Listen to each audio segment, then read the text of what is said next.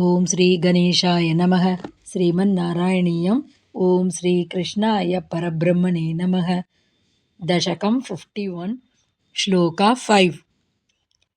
ಪ್ರಮಾದತಃ ಪ್ರವಿಶತಿ ಪನ್ನಗೋದರಂ ಕ್ವಥತ್ತನೌ ಪಶುಪಕುಲೇ ಸ್ವಾತ್ಸಕೆ ವಿಧನ್ನಿದಂ ತ್ವಮಪಿ ವಿವೇಶಿತ ಪ್ರಭೋ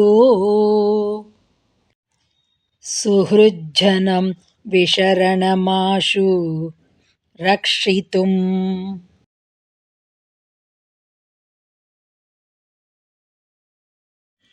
Word by word meaning.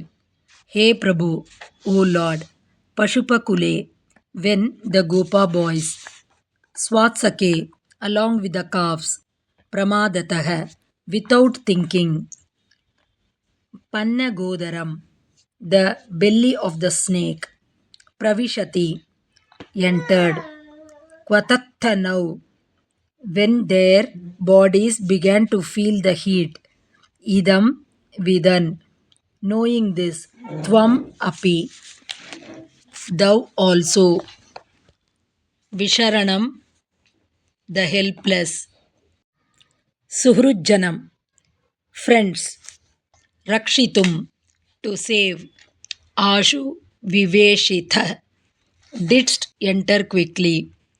Full meaning. O Lord, when the Gopa boys, along with the calves, entered the belly of the snake without thinking, and when they began to suffer from the heat inside, thou coming to know this, didst also enter the mouth of the snake quickly in order to save thy helpless friends.